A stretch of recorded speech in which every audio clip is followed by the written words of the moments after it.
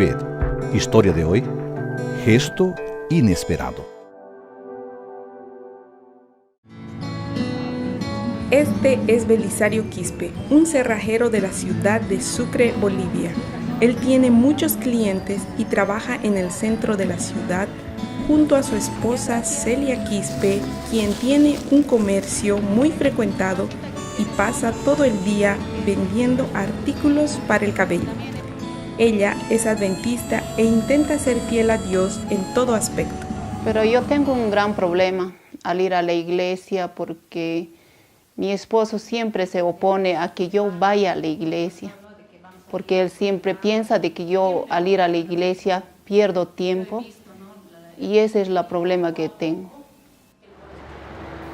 Estábamos construyendo mi casa y al final no se pudo terminar. Yo quería que termine en un día particular de vaciar la losa y no podían, entonces mi esposo y los albañiles habían quedado de vaciar en un sábado.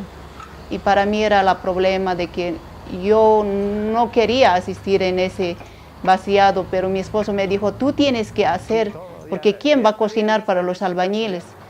Entonces yo tenía que acatarle a lo que él estaba diciendo y ya no hemos ido a la iglesia, ni yo ni mis hijos, todos habíamos ido a la construcción para poder apoyar y no tener problemas con mi esposo. El gran problema de nuestra vaciado de losa fue lo siguiente, de que en principio con los trabajadores tuvimos un acuerdo de vaciar toda la losa para que empecemos a vaciar y no tengamos dificultades cuando ya empecemos a vaciar la losa. Pero a pasar de mediodía los trabajadores un poco se embriagaron y finalmente no pudimos concluir a la hora exacta a los acordados con los maestros albañiles. Uno en uno de los trabajadores empecé a hablar, pero no estaban en un estado conveniente para poder continuar el trabajo. Maestro, levanta de una vez, hay que terminar de una vez, maestro. Para agravar este problema se secó el agua y fue un caso lamentable porque no sabíamos de dónde traer el agua. Estaba preocupado ya porque las horas avanzaban, la tarde llegaba y estábamos muy cerca a anochecer.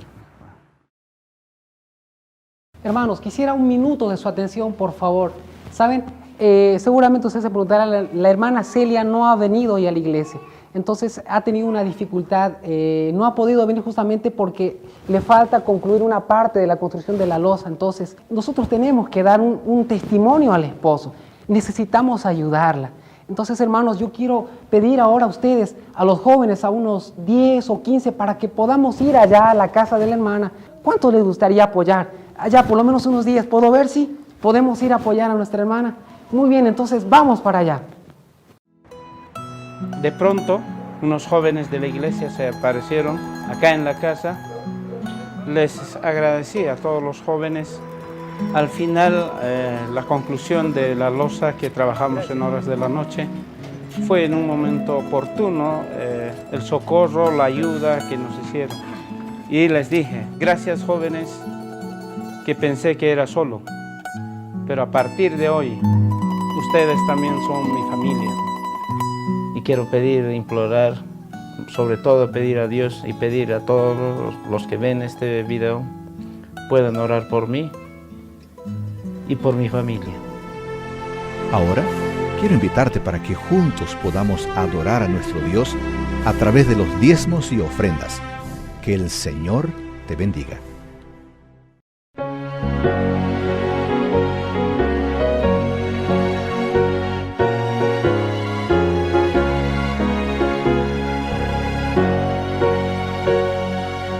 Suenen las palabras del buen Salvador, oh traedme el diezmo al granero. Aclamad a Cristo dueño y creador, dadle lo mejor primero. Oh traedme el diezmo al granero, probadme hoy, dice Jehová, quien sobre tierras y dinero bendiciones abundantes pondrá. Cristo nuevamente vuelve a decir, con el diezmo y liberal ofrenda, muchos el mensaje hoy podrán oír y hallarán la santa senda. Oh, traedme el diezmo al granero, probadme hoy, dice Jehová, quien sobre tierras y dinero bendiciones abundantes pondrá. Dad a Dios mejor y más completo don, vuestra vida entera y vuestra hacienda. Entregad a Cristo hoy el corazón, que es la más preciosa ofrenda. Oh, traedme el diezmo al granero, probadme hoy, dice Jehová, quien sobre tierras y dinero bendiciones abundantes pondrá.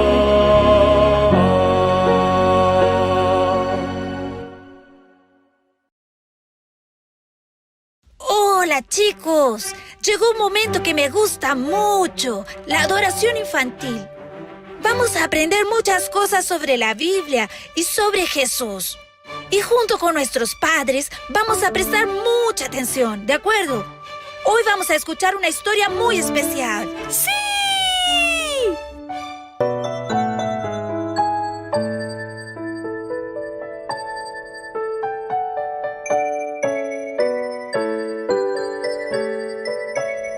El Señor es mi fuerza y mi escudo, en Él confió mi corazón. Salmos 28:7. ¡Wow! ¡Qué lindo recuerdo!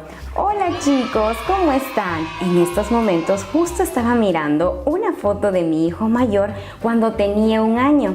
A esa edad él empezó a caminar. ¿Y ustedes han conversado con sus padres a qué edad empezaron a caminar? ¿Lo hicieron antes de cumplir 1 año o después de este? Y quizás ellos también les habrán contado que antes de que lograran caminar, ustedes intentaron muchas veces y en el intento se caían, pero después lograron caminar y hasta correr pero muy rápido. Estos intentos ayudaron a fortalecer tus músculos. ¿Sabes qué sucedería si no movemos nuestras piernas? Estas pueden llegar a atrofiarse y debilitarse. Pero tengo una pregunta más. ¿Ustedes saben cuántos músculos tenemos en nuestro cuerpo? Sí, tenemos más de 250 músculos en todo nuestro cuerpo. Incluso el corazón está considerado como un músculo. Entonces debemos ejercitarnos, debemos de movernos para fortalecer todos nuestros músculos y así mantener nuestro cuerpo saludable.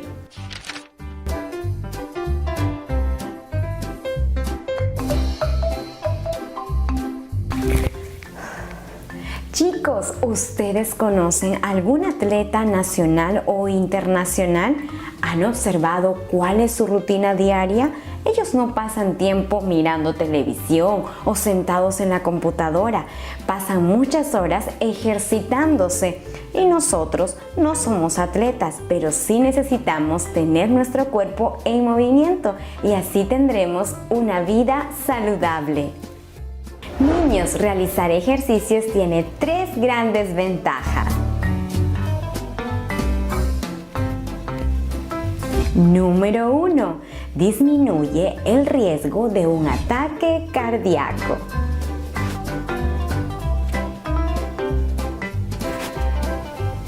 Número 2. Ayuda a eliminar la grasa desagradable.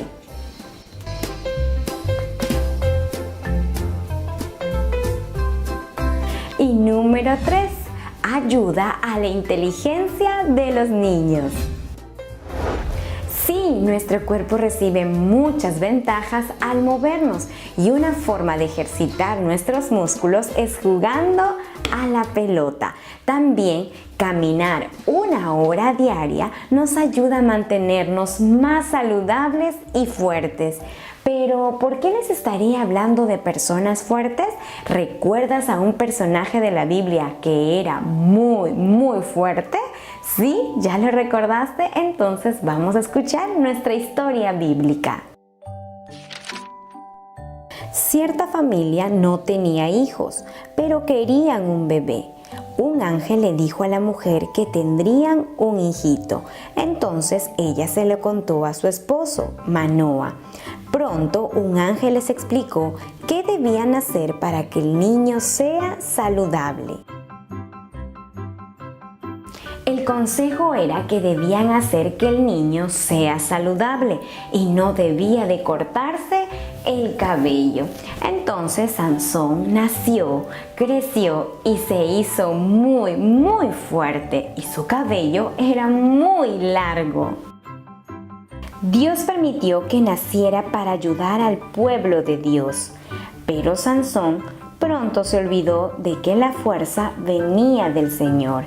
Él también se olvidó de su misión, del cuidado de su cuerpo y de obedecer a la voluntad de Dios.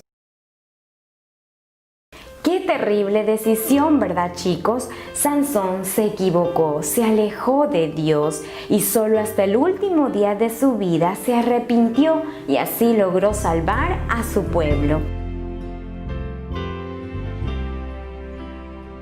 Niños, ustedes se harán cada día más fuertes, pero recuerden, la fuerza no es para lastimar, sino para ayudarnos unos a otros, porque aquella fuerza viene del Señor. Es por eso que nos dice en Salmos 28:7 lo siguiente: Jehová es mi fortaleza y mi escudo, en Él confió mi corazón. ¿Oramos? Querido Padre Celestial, gracias te damos por darnos este bello día. Ayúdanos a cuidar muy bien de nuestro cuerpo, a no tener pereza y también ayudar a los demás. Te lo pedimos en el nombre de Jesús. Amén. Niños, que Dios los siga bendiciendo grandemente y no olviden, debemos hacer ejercicios. Nos vemos.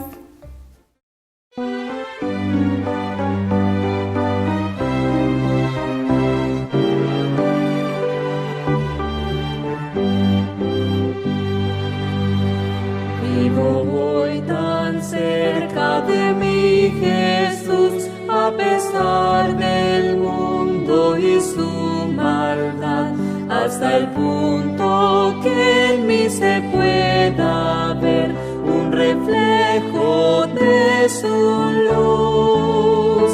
Puede el mundo ver a Jesús en mí, puede el mundo ver a Jesús en mí. Me comporto como Él, sus pisadas sigo aquí. Puede el mundo ver a Jesús en mí. Amo yo a mi prójimo cual Jesús, no importa cuál sea su color, y mi mano extiendo para ayudar al que lucha por ser fiel. Puede el mundo ver a Jesús en mí, puede el mundo ver a Jesús en mí. Me comporto como Él, sus pisadas sigo aquí. Puede el mundo ver a Jesús en mí. Como un libro abierto mi vida es, y en él las gentes mis actos ven. Si son buenos los guiarán a Él, y si no las perderán.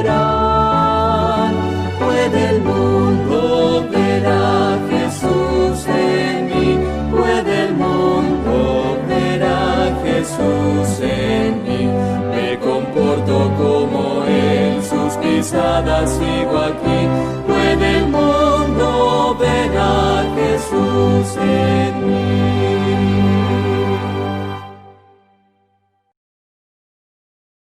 Un muy feliz sábado, hermanos, para cada uno de ustedes. Les saludo en este día sábado en el nombre de nuestro Dios. Deseo para ustedes que tengan un día hermoso junto a sus familias, que sea un día de recogimiento donde podamos pasar tiempo con nuestro Dios, meditando en su palabra. Y les invito entonces a que se puedan quedar con nosotros aquí escuchando la palabra de Dios en esta mañana. Antes de comenzar, también quiero recordar que como iglesia hay un proyecto que es el proyecto Miel. Como ustedes bien saben, debido a algunos cambios que se han tenido que hacer producto de la pandemia, se ha cambiado un poquito lo que se tenía programado. Pero de todas maneras, para que ustedes tengan presente que dentro de la próxima semana se va a estar haciendo un programa especial para que ustedes puedan participar desde su casa y desde ya puedan también orar por aquellas personas que están tomando su decisión por el Señor. Bien, hermanos, quiero compartir con ustedes lo siguiente. Como ustedes saben, estamos viviendo en un tiempo muy difícil, donde nuestro mundo está con bastantes problemas en distintos ámbitos, tanto económico, político, social, de salud también ahora, ¿cierto? Del clima, etcétera. Están ocurriendo muchas cosas en el mundo y todas esas cosas que están ocurriendo sabemos que son señales de que la venida del Señor se acerca. Pero nosotros como pueblo de Dios, que vivimos dentro de este mundo caótico, tenemos también un rol que cumplir. ¿Estaremos nosotros preparados para la tormenta que se avecina al mundo? ¿Estamos ustedes y yo preparados y estamos dispuestos a dar todo por la causa de Dios? ¿O más bien tenemos una actitud indiferente, una actitud muy relajada, que nos proyectamos mucho para vivir mucho tiempo más en esta tierra? O a lo mejor tenemos miedo, o incluso estamos confundidos. Les invito a ver el siguiente video para que podamos meditar y después tener una pequeña reflexión.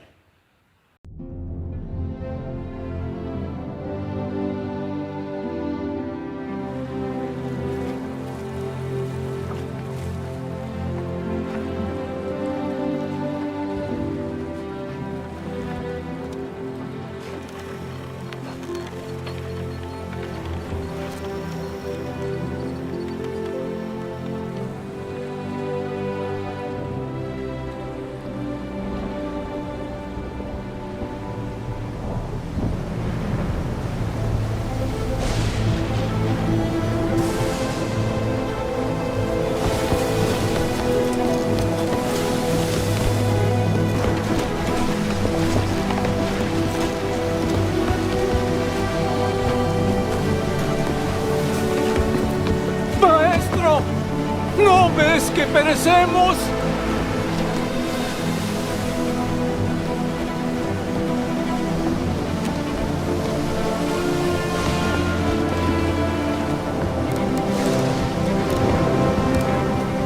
Calla. Enmudece.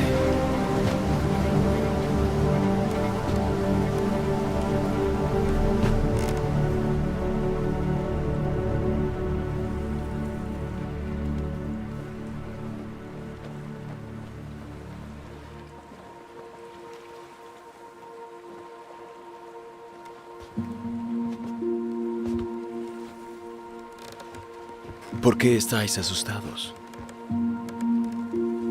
¿Cómo es que no tenéis fe?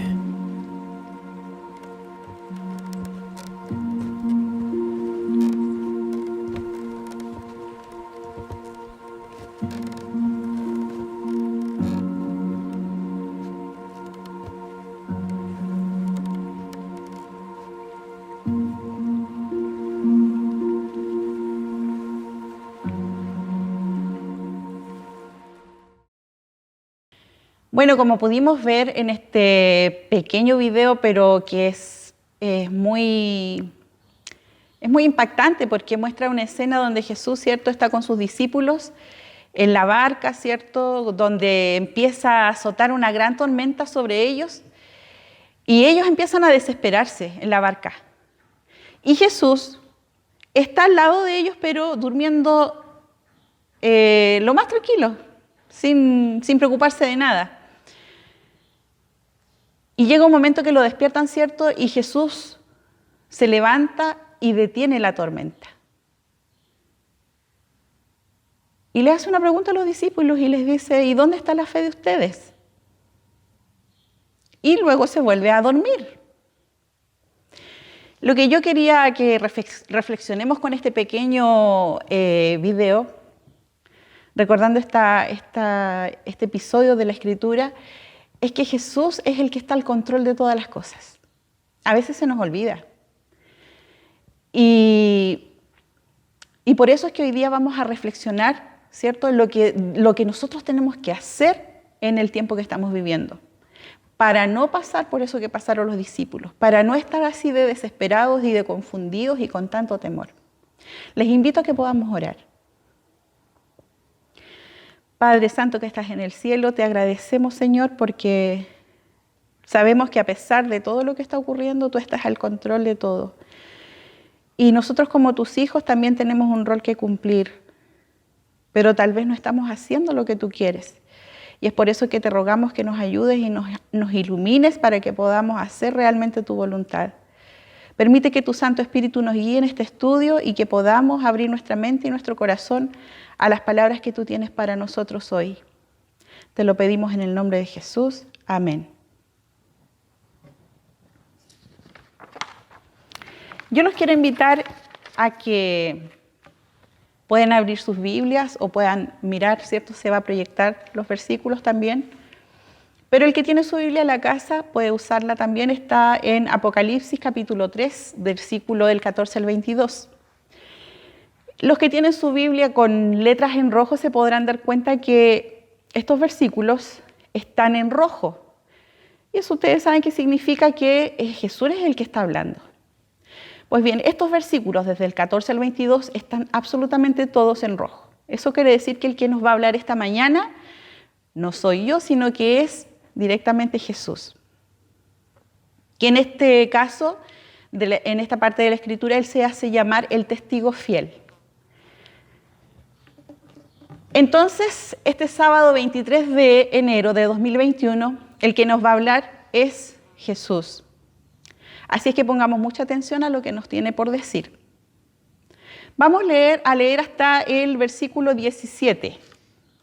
Dice así: y escribe al ángel de la iglesia en la Odisea, he aquí el amén, el testigo fiel y verdadero, el principio de la creación de Dios. Dice esto: yo conozco tus obras, que ni eres frío ni caliente.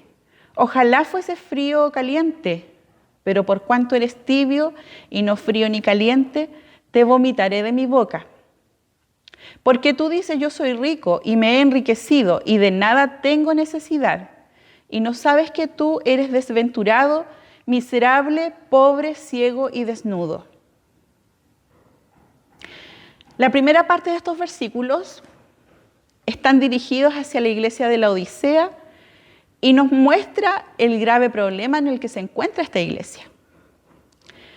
Yo les voy a hablar un poquito de la historia de la Odisea. Geográficamente, la Odisea estaba ubicada en una región de Frigia, que era uno de los territorios que habían conquistado los romanos. Y esta ciudad, la Odisea, había sido establecida como una base militar en la frontera norte del reino de Antíoco. Antíoco tenía una esposa, su esposa se llamaba Laodice, y en honor a ella entonces fue que le colocaron este nombre a la Odisea. Esta ciudad era muy famosa por la venta de lanas finas, y también había unas termas que tenían unas aguas muy ricas, muy tibias, y la gente acudía mucho a ese lugar, seguramente para pasar las vacaciones con su familia, etcétera. Llegaban muchos turistas ahí, y era una de las ciudades más ricas del Imperio Romano.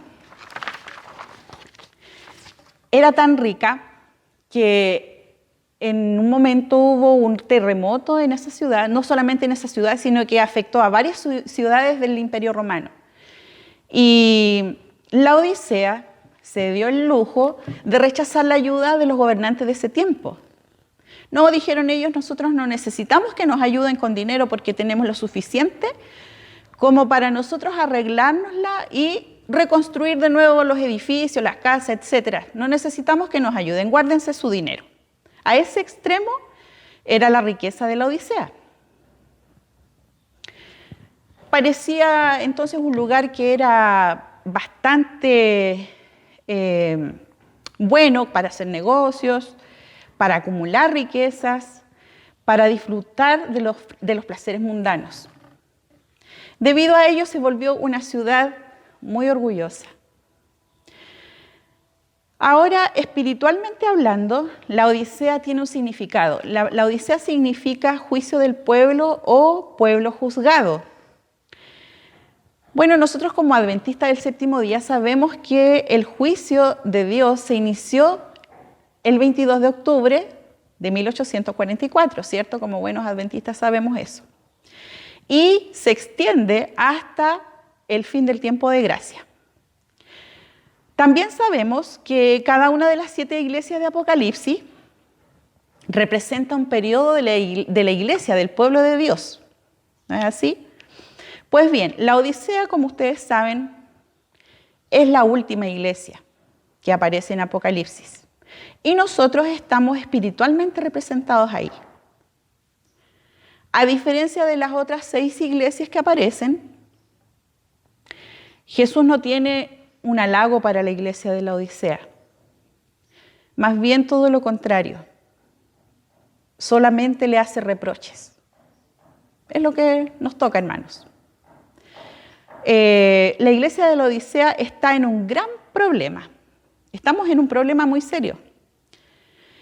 Y para colmo, le queda muy poco tiempo para enmendarse a nuestra iglesia. La iglesia somos cada uno de nosotros.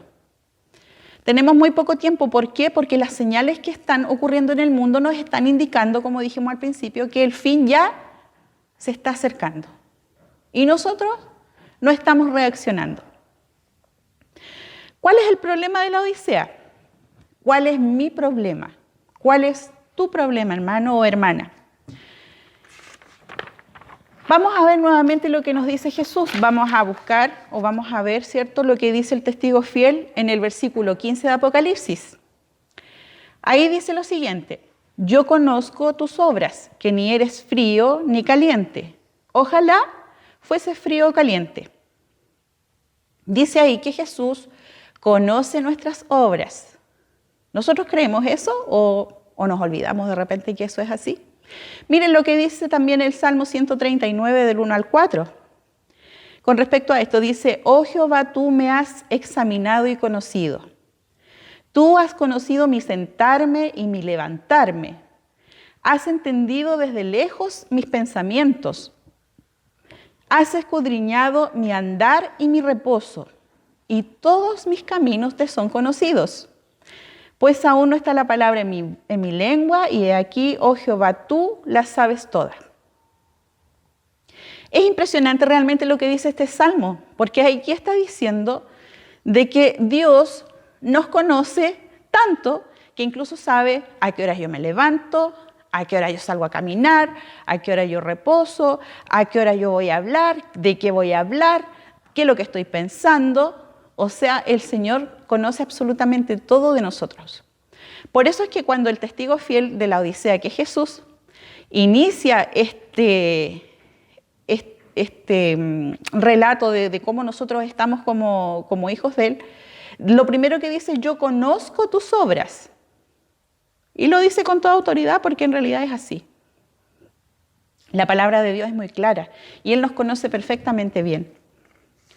Ahora, nuevamente volvemos al versículo 15 de Apocalipsis 3, donde dice: no eres frío ni caliente. Y dice después con signo de exclamación: ojalá fueses frío o caliente. Si fuéramos una cosa o la otra, sería mucho mejor. Pero el problema es que nosotros no somos ni una cosa ni la otra, sino que somos al medio, somos tibios. Y esa es la cuestión, ese es el problema que nosotros tenemos. Y eso es lo que Jesús nos quiere mostrar. Que nuestra condición de tibieza es una condición grave para nosotros como hijos de Dios en el tiempo que nosotros vivimos. ¿Por qué? ¿Por qué Jesús nos llama la atención sobre esto? Dice que Él está por vomitarnos. Dice que en el fondo esta tibieza le produce náusea, porque ustedes saben que antes de expulsar algo, ¿cierto?, viene la náusea primero. Hay una versión de la Biblia que no dice te vomitaré de mi boca, sino que dice estoy por escupirte de mi boca. Entonces el Señor nos está mostrando aquí que nuestra situación de tibieza espiritual le resulta muy, pero muy desagradable. Ahora, hablando sobre esto mismo, la hermana Elena White dice lo siguiente en el siguiente párrafo: el mensaje a la iglesia de la Odisea se aplica especialmente al pueblo de Dios hoy. Es un mensaje a los que profesan ser cristianos y que han llegado a ser tanto como el mundo que no se diferencian de él. O sea, decimos que somos cristianos, pero cuando andamos por ahí en el mundo haciendo nuestras cosas, nadie se da cuenta que nosotros somos cristianos. Porque vivimos una vida igual que la gente que no conoce las cosas de Dios. Y a veces incluso nos esforzamos por pasar lo más, como decimos vulgarmente, lo más piola posible. Y ese es el problema que nosotros tenemos como iglesia. Sin duda estas son palabras bien duras, hermanos. Son palabras duras que Jesús nos tiene. Pero es la verdad. Y mientras nosotros no nos confrontemos con la verdad, no vamos a intentar tampoco cambiar. Además, lo que yo leí recién también lo dice la hermana Elena White, que nosotros sabemos que ella es una sierva de Dios inspirada por el Espíritu Santo. La pregunta también cabe aquí, dice, ¿es posible llevar una vida doble? ¿Podemos llevar nosotros una vida doble? ¿Sabes lo que es una vida doble? Que tenemos dos caras de la moneda, ¿cierto? Que delante de los demás somos una cosa, pero en secreto somos otra cosa. O en la calle somos de una manera y en nuestra casa somos otra cosa. En público somos una cosa, pero en secreto, cuando estamos solitos, pensamos y hacemos algo muy distinto. Con nuestros labios confesamos creer y amar a Dios, pero con nuestros actos demostramos exactamente lo contrario. Veamos qué más nos dice nuestra hermana Elena White. Vamos a leer y dice así: profesan amar la verdad, pero son deficientes en la devoción y el fervor cristiano. No se atreven a abandonar del todo la verdad y correr el riesgo de los incrédulos, pero no están dispuestos a morir al yo y seguir de cerca los principios de su fe. No se empeñan cabal y cordialmente en la obra de Dios, identificándose con sus intereses, sino que se mantienen apartados y están listos para abandonar su puesto cuando lo exigen sus intereses personales y mundanos. Falta en su corazón la obra interna de la gracia. Aquí dice ella varias cosas, y una de las primeras que menciona es que nosotros como laodicenses tenemos una devoción muy deficiente. Nuestra devoción es deficiente y nos falta fervor cristiano. Somos poco fervorosos, somos poco, cuando tenemos el culto, ¿cierto? Y nos toca, por ejemplo, el momento de la alabanza, no lo hacemos con mucho gozo a veces. A veces cantamos, otras veces no estamos pensando tal vez en lo que dice el canto, no estamos sintiendo lo que estamos cantando, porque recordemos que también los cantos, los himnos son oraciones cantadas a Dios. Por lo tanto, debemos hacerlo también con fervor. Pero para llegar a eso tenemos que tener primero devoción, tenemos que tener comunión con Dios. Si no tenemos nuestra comunión todos los días con el Señor, es imposible que lleguemos a ser fervorosos. Dice también que no estamos dispuestos a morir al yo. Eso significa que no nos gusta que nos saquen de nuestro estado de complacencia, de confort. No estamos dispuestos a renunciar a algo que a mí me gusta por hacer otra cosa que a lo mejor es en el bien de otra persona o para dedicar tiempo a la obra de Dios. No estamos dispuestos a eso.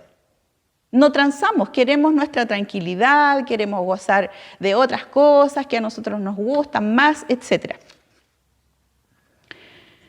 Y hay otra cosa que a mí me llamó la atención aquí, que yo creo que esto le produce mucho dolor a Dios.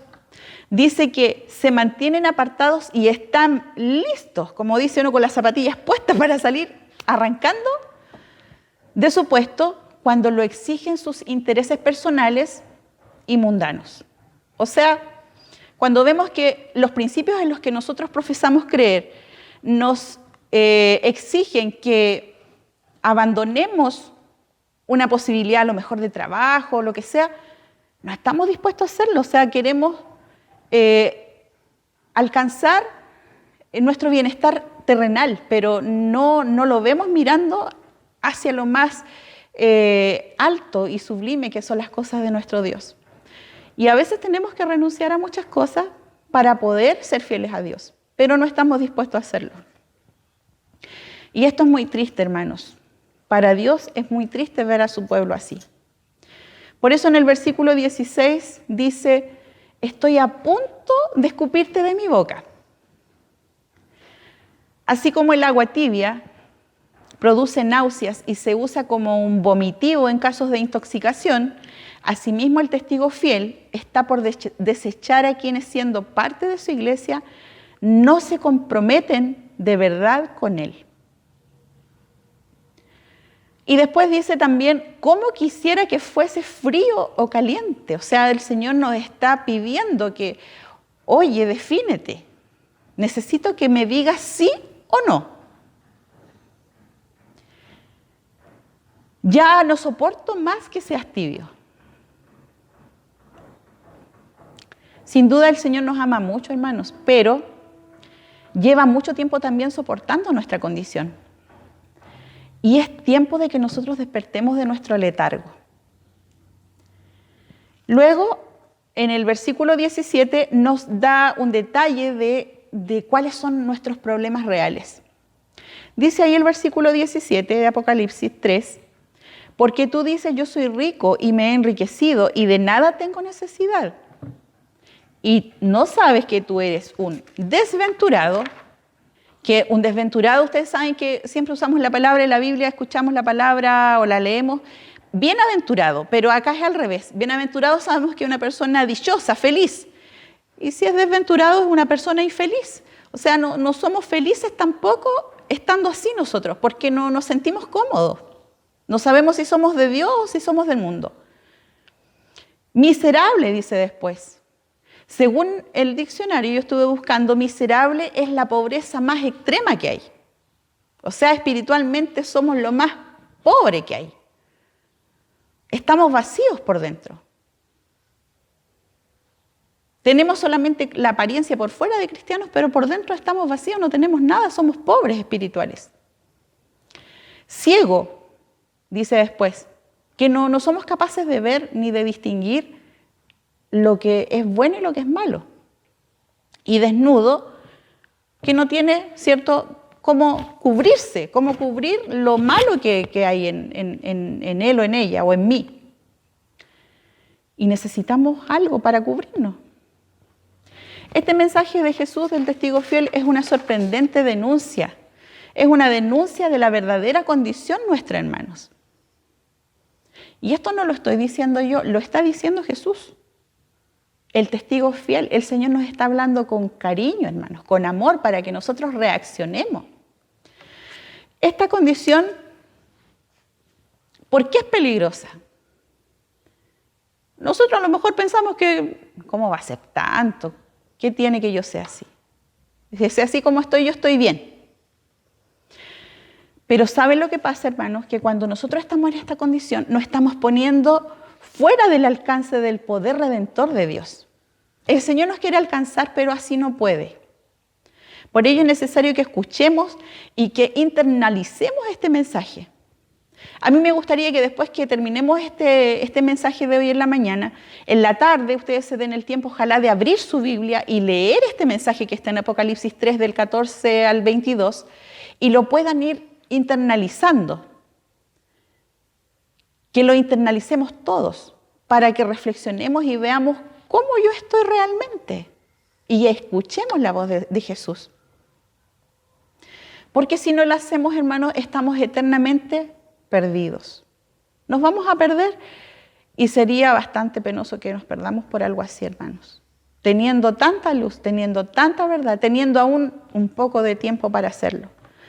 No podemos seguir con la actitud del fariseo de la parábola. Ustedes recuerdan que el fariseo llegó ahí a la sinagoga, ¿cierto?, a orar. Y él se puso a dar gracias a Dios porque él no era como los demás.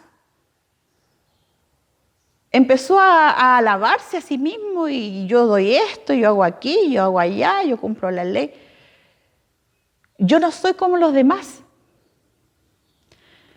Hermanos, nosotros no debemos llegar a ese punto, pero muchas veces lo hacemos. Porque lo primero que hacemos es empezar a mirar al hermano que está al lado para decir, oye, pero yo estoy mal, pero ese que está al lado mío, o el que vive al frente, o el que vi pasar, ese sí que está mal. Entonces, hermanos, con esa actitud, nosotros no vamos a poder salir de este estado. Tenemos que primero reconocer nuestros propios errores. Y cuando leemos este mensaje, tenemos que apuntarnos a nosotros, apuntarme a mí, no a mi hermano, ni a la hermana, ni al pastor, ni a nadie, solo a mí. El versículo 19 tiene una palabrita ahí que es arrepiéntete. Jesús, después de decirnos todo lo que nos ha dicho, nos dice arrepiéntete. Ahora, ¿qué significa arrepentirse? Bueno, el arrepentimiento tiene 3 fases que también las vamos a proyectar. El primer paso para el arrepentimiento es reconocer el pecado. Es decir, yo reconozco que estoy mal, ¿cierto? Y no empiezo a justificar que estoy mal por esto y por aquello, por acá. No, sino que simplemente yo me humillo y reconozco que estoy mal y debo cambiar. Porque si yo empiezo a justificar el motivo por el que yo estoy pecando, entonces no nos vamos a arrepentir de verdad. El segundo paso es dolor por el pecado. Le produce dolor pensar a la persona que se arrepiente, le produce dolor pensar que con sus actos ofendió a su Señor.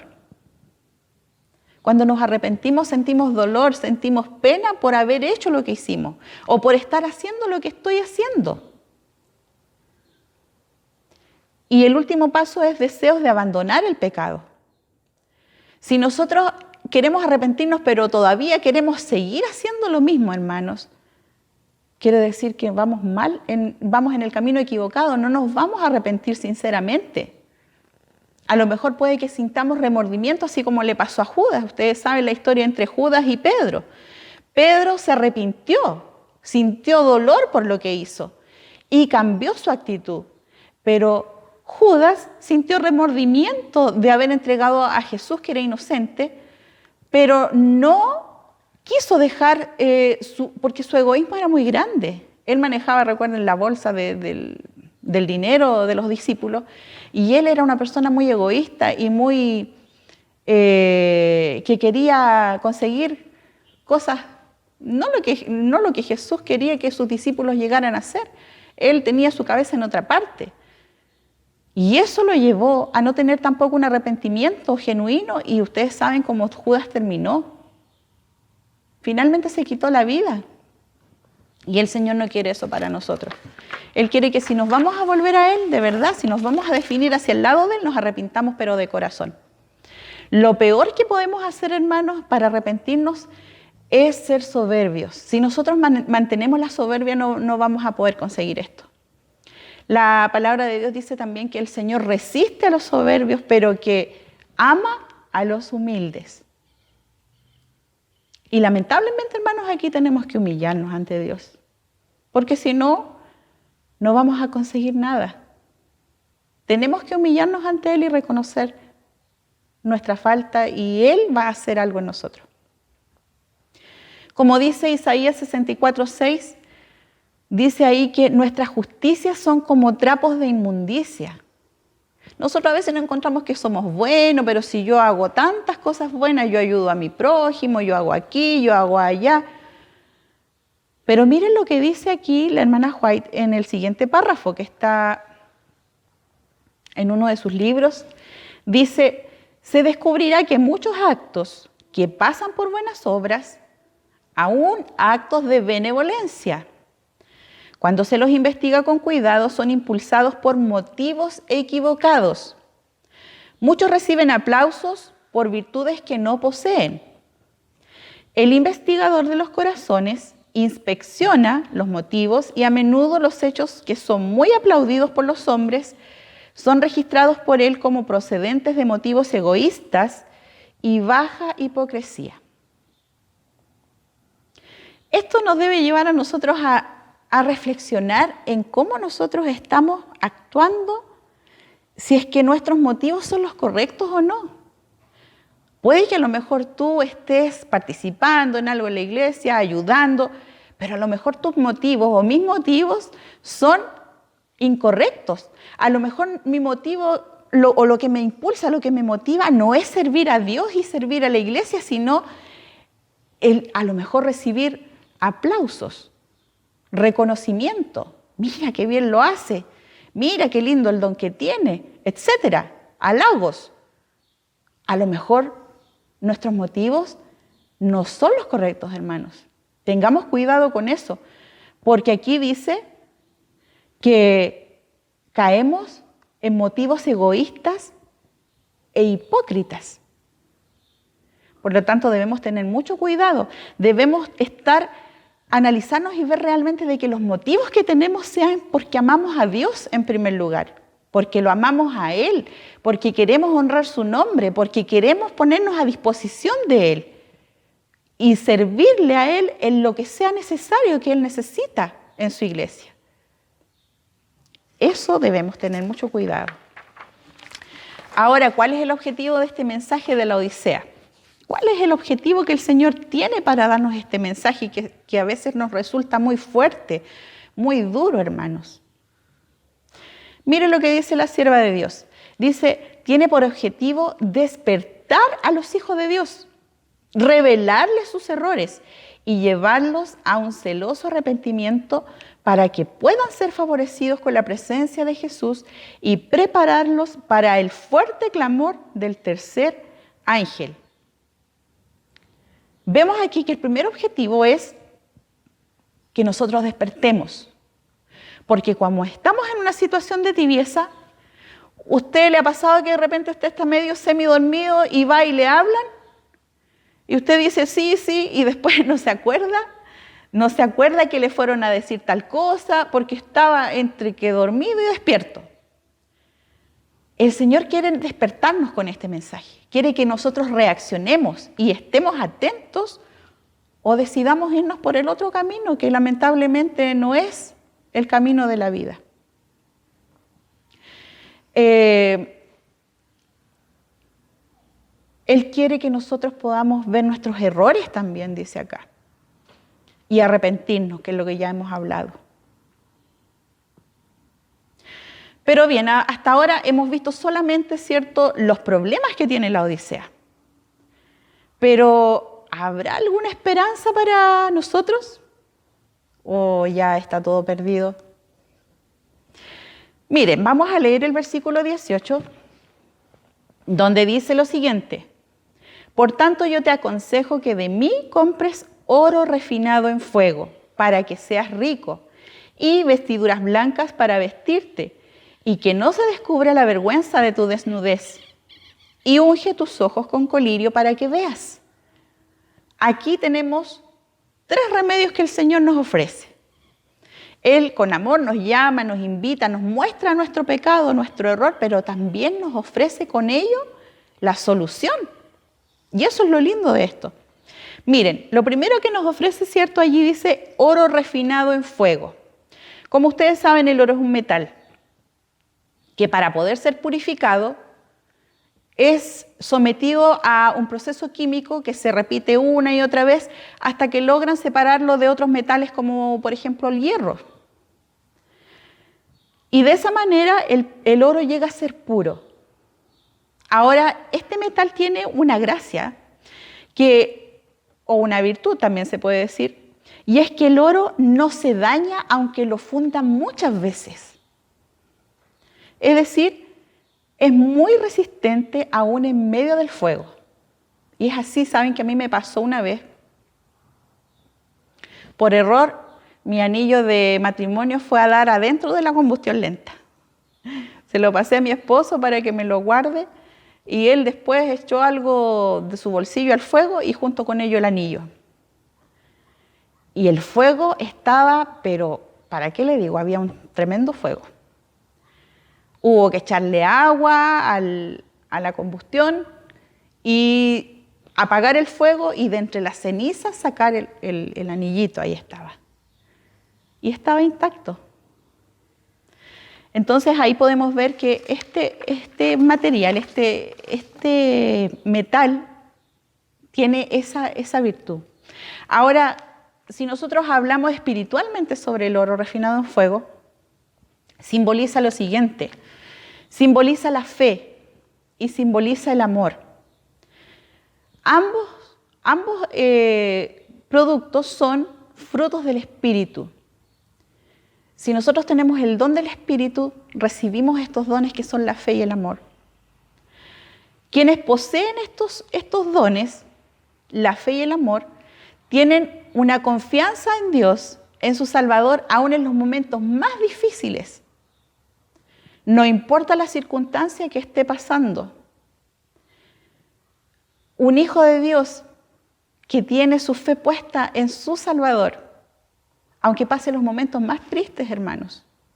Yo creo que todos hemos pasado momentos muy difíciles en nuestra vida, en algún momento. Pero si nosotros estamos tomados de la mano del Señor, a lo mejor estamos con las alas, como decimos, totalmente en el suelo. Pero ahí del suelo nos levantamos y el Señor nos anima a seguir adelante. Y esa es la fe. Esa es la fe que el Señor quiere que nosotros como sus hijos tengamos.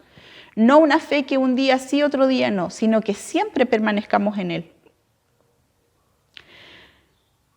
Y la otra virtud, como dijimos, es el amor. El amor hacia nuestros semejantes. Y ese es un don también para el que ama a su Señor. Vamos a leer lo que dice Primera de Juan 2, del versículo 9 al 10 con respecto a esto. Dice así: el que dice que está en luz y aborrece a su hermano está todavía en tinieblas. El que ama a su hermano permanece en la luz y en él no hay tropiezo. El amor, hermanos, anula muchas cosas malas de nosotros. Anula la envidia, anula los celos, los resentimientos, que son cosas que nos hacen daños a nosotros mismos. Y en cambio, nos vuelve bondadosos, nos vuelve cordiales, nos vuelve libres, porque no tenemos nada contra nadie. Realmente yo creo que esto es hermoso, hermano, es algo lindo lo que el Señor tiene para nosotros. Ahora, el segundo elemento que nombraba el versículo de Apocalipsis son las vestiduras blancas. Como ustedes saben, la ropa ha existido desde los tiempos más antiguos. La hacían al principio con telas de animales, con pieles de animales, ¿cierto? También con algunas fibras vegetales, como el lino, el algodón. Pero esta vestidura de la que habla Jesús aquí, no es de este tipo de vestidura. La vestidura que el Señor nos ofrece es una vestimenta de origen celestial. Está hecha con un tejido celestial, ¿se imaginan? Y esa tela es la justicia de Cristo en nuestra vida. Él nos cubre con su manto de justicia, que es un manto santo y tiene la capacidad de transformarnos a nosotros. De ya dejar de tener el carácter defectuoso que tenemos, para ser personas nuevas en Cristo Jesús. Él quiere que nosotros tengamos un carácter puro y santo como el de Él. Y así nos va a habilitar para obedecerle en todo. Sin duda este es un don también maravilloso de nuestro Dios. Y el tercer elemento que aparece ahí es el colirio. El colirio se usa para limpiar, para refrescar, para lubricar los ojos cuando están cansados o están irritados. Ustedes saben, cuando los ojos están en esa condición, uno simplemente no puede ver. Por lo tanto, el Señor quiere que nosotros tomemos el colirio que Él nos está dando. Ahora, con respecto al colirio, la hermana White escribió lo siguiente: el colirio que nos ofrece Jesús es aquella gracia que nos habilita para discernir entre lo bueno y lo malo, para reconocer el pecado bajo cualquier disfraz. Es decir, quien recibe este discernimiento, este colirio, no va a poder ser engañado, no puede ser engañado. Y saben, este tema del engaño es algo que a Jesús le preocupa bastante. Porque si nosotros recordamos, vamos a revisar lo que dice Mateo 24:4. ¿Recuerdan ustedes que Jesús les habla, estaba con sus discípulos en aquella ocasión y los discípulos le preguntan qué señales iba a haber de su venida? Pero antes de darle todas las señales, Jesús lo primero que les dice en Mateo 24:4, mirad que nadie os engañe. ¿Por qué Jesús le preocupaba esto? Bueno, ahora con el mundo como lo vemos, como está hoy, podemos encontrar de que Jesús tenía razón. Estamos en un mundo que realmente es muy confuso y muchas veces no sabemos qué es verdad y qué no es la verdad. Y por lo tanto necesitamos más que nunca ese colirio del Señor para poder distinguir y discernir lo que es bueno y lo que es malo. Si poseemos el colirio de Jesús y lo aplicamos a nosotros, vamos a recibir este don que tanto necesitamos hoy en medio de tanta confusión. Como podemos ver, hermanos, hay una esperanza para la Odisea. Hay una esperanza para nosotros. Pero tenemos que observar también las señales. Tenemos que recordar que nuestro mundo tiene poco tiempo. Y la Iglesia de Dios debe hacer su mayor y última campaña evangelística en medio de todo esto. ¿Recuerdan cuando Jesús estaba con sus discípulos y ellos le preguntaron qué señales habrían de su venida? Pero antes de decirle las señales, Jesús lo primero que dice en Mateo 24:4, mirad que nadie os engañe.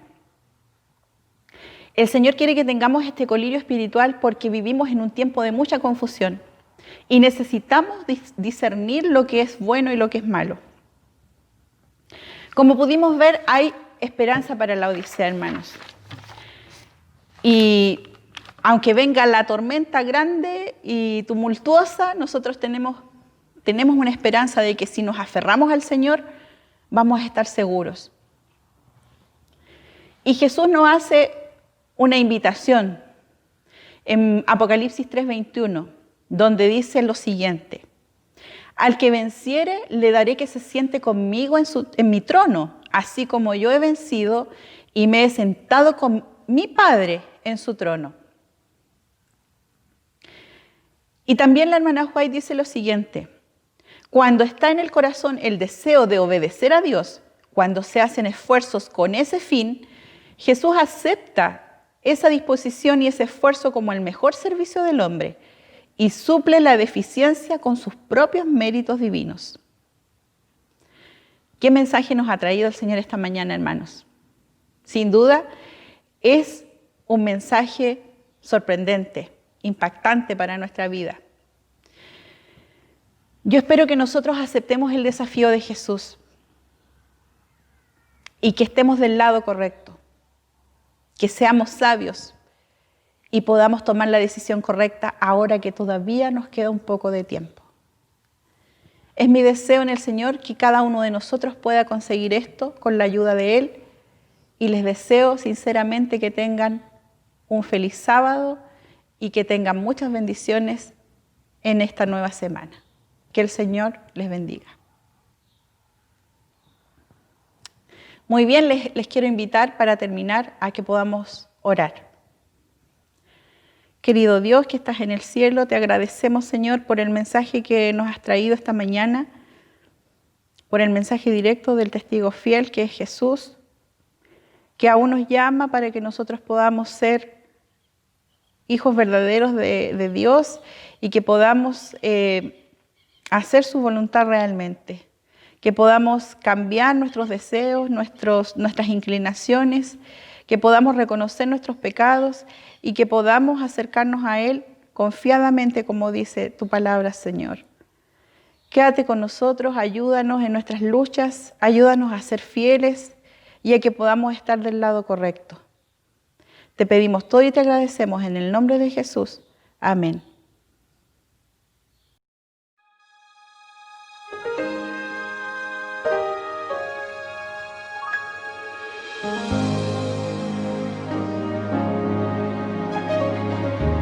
Cristo, tu gran amor me inspira, Cristo, tu gran amor me anima, pues tu luz ilumina la oscuridad, tu verdad me conduce a la libertad, brilla en mí, brilla en mí.